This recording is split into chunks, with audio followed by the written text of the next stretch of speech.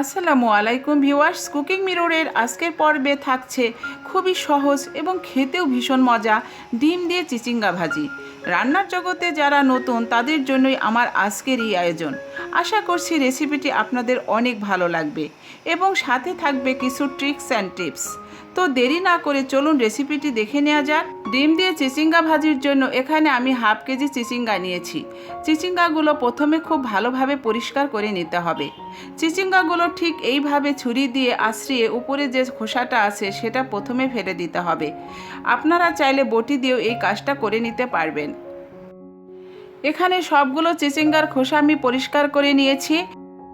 এবার চিচিঙ্গাগুলো এইভাবে পাতলা পাতলা করে গোল গোল সাইজ করে কেটে নেব।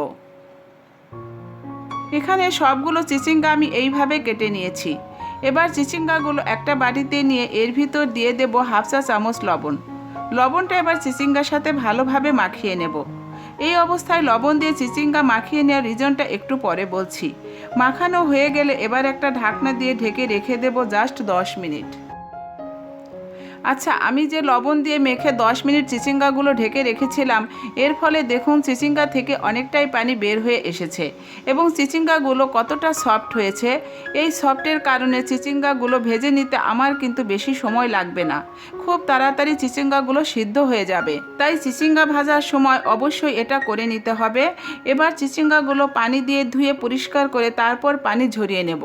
এবার চিচিঙ্গাগুলো ভেজে নেওয়ার জন্য চুলায় একটা লোহার কড়াই বসিয়ে দিয়েছি। এবার এর ভিতর দিয়ে দিচ্ছি কিছুটা সরিষার তেল। তেল গরম হয়ে এলে দিয়ে দিচ্ছি কিছুটা পেঁয়াজ কুচি ও কয়েকটা কাঁচামরিচের ফালি। এবার পেঁয়াজ ও কাঁচামরিচ একটু ভেজে নেব।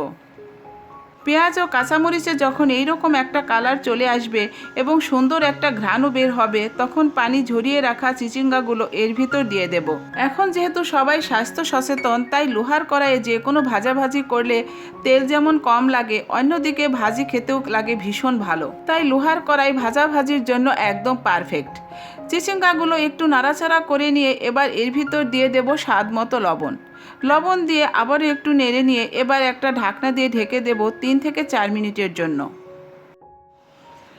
আচ্ছা, আমি যেহেতু ডিম দিয়ে চিচিঙ্গা ভাজিটা করব, তাই ডিমগুলো একটা বাটিতেই নিয়ে নিচ্ছি।